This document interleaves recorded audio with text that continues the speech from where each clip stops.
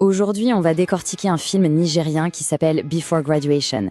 C'est une véritable claque qui nous met face au choix. Vous savez, ces décisions qui peuvent définir tout notre avenir, surtout à ces moments charnières de la vie. On va explorer ensemble les leçons, parfois brutales, de cette histoire. Et voilà la question que le film pose. Et franchement, c'est une question que tout le monde se pose un jour. Au carrefour de son avenir, quel chemin choisir ? C'est un vrai dilemme, quand tout se bouscule dans notre tête. Nos désirs, nos valeurs, nos ambitions. Qu'est-ce qu'on fait ? Et on va voir que dans cette histoire, les conséquences d'un seul mauvais choix, elles sont tout simplement dévastatrices.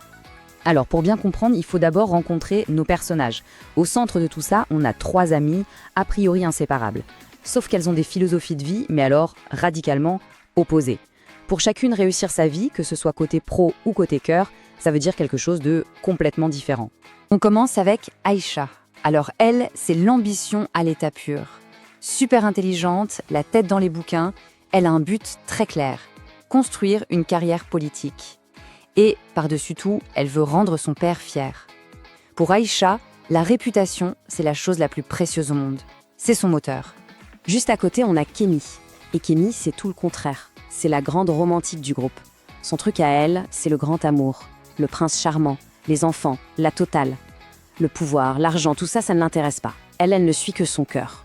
Et pour compléter ce trio, on a Shama. Et là, on change encore complètement de registre. Shama, c'est la pragmatique, la cynique, la matérialiste. Elle vient d'un milieu plus modeste et pour elle, l'amour, c'est une belle arnaque qui ne paye pas les factures. Ce qu'elle veut, elle, c'est la sécurité financière. Et pour l'avoir, elle est prête à tout, y compris à se servir de ses atouts. Bon, on s'en doute, avec 3 visions du monde aussi opposées, ça ne pouvait que mal finir. Ça sentait l'explosion à plein nez, et il a suffi d'une seule étincelle, d'un seul événement, pour que tout parte en fumée et déclenche une véritable tragédie. Et cette étincelle, c'est l'arrivée d'un nouveau prof. Jeune, séduisant, forcément. Ce qui aurait pu rester une petite rivalité de lycée va se transformer en quelque chose de bien plus sombre. C'est Shama qui lance l'idée d'un pari complètement fou. La première qui réussit à le séduire a gagné. Et ce petit jeu, il va mettre leur amitié à rude épreuve. Mais surtout, il va tester leurs limites et leurs valeurs comme jamais. Et c'est le début de la fin. À partir de ce moment, tout s'enchaîne. C'est l'effet domino. Ce pari va déclencher une cascade de conséquences. Chaque mauvaise décision en amène une autre. Chaque mensonge en appelle un plus gros. C'est une spirale infernale. 280 000 nairas. Ce chiffre, il est super important. C'est la somme que Kémi, notre romantique, va donner au professeur. Soi-disant pour aider sa mère malade. C'est toutes ses économies, un geste d'amour total, qui la rend incroyablement vulnérable, sur tous les plans. Pour Kémi, c'est la preuve ultime. Ça y est, elle vit son conte de fées. Elle est convaincue que leur amour est réel, sincère. Alors, elle baisse toutes ses gardes. Elle lui donne tout, son argent, sa confiance, son corps. Elle est persuadée d'avoir trouvé l'homme de sa vie. Et là, c'est la trahison. La première et la plus brutale. Malgré tout ce qu'il a dit à Kémi, le fameux professeur cède au charme de Shama. Et sa seule excuse ?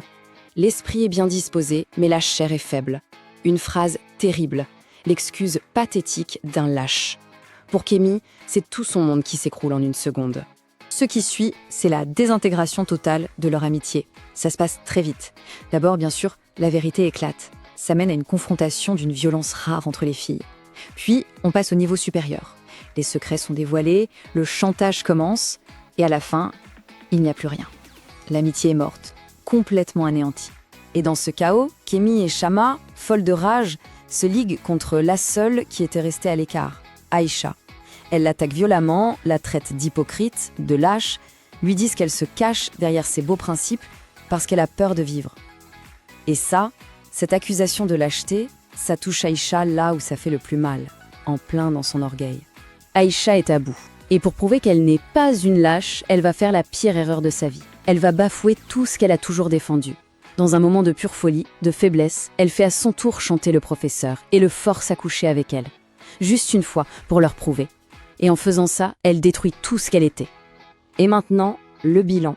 Il n'y a pas d'autre mot que tragique. Pour chacune des 3 jeunes femmes, les conséquences de ce stupide pari sont dévastatrices et surtout irréversibles. C'est la fin de tous leurs rêves. Regardons Shama, la matérialiste. Son rêve, c'était la vie facile, l'argent des hommes. La réalité, elle finit avec une maladie sexuellement transmissible, humiliée publiquement. Sa réputation est ruinée. La quête de la vie de luxe l'a menée droit à la catastrophe. Ensuite, Kémy, la romantique. Elle rêvait de mariage, d'amour, de famille. La réalité, son cœur est en miettes, elle n'a plus un sou et elle a perdu ses meilleurs amis. Son idéalisme, sa naïveté l'ont conduite à tout perdre. Et enfin, le sort le plus cruel, le plus ironique, c'est celui d'Aïcha, l'ambitieuse, la parfaite élève. Son rêve de devenir sénatrice, de rendre son père fier, c'est terminé. Une seule erreur, un seul acte dicté par l'orgueil, et elle se retrouve enceinte, renvoyée de l'école et pire que tout, reniée par son père. La chute est totale. Bon, après tout ça, quelle est la morale de l'histoire? Qu'est-ce qu'on doit retenir de ce récit, au fond, sur l'importance et le poids de nos décisions? Le message du film, il est limpide. Et il est vraiment dur. Il nous dit qu'une seule mauvaise décision, une seule, surtout quand elle est prise sous la pression des autres ou à cause de l'orgueil, peut faire basculer toute une vie. L'amitié, l'amour, l'ambition, c'est magnifique, mais sans un minimum d'intégrité, de recul, ça peut se transformer en poison. Et le film nous laisse avec cette question finale qui est en fait pour nous tous. Quand l'ambition, le cœur et les valeurs sont mises à l'épreuve, quel est le vrai prix de l'avenir? Ça nous rappelle que les choix les plus importants sont souvent faits quand on est le plus fragile et que parfois, le coût d'une seule erreur est juste impensable.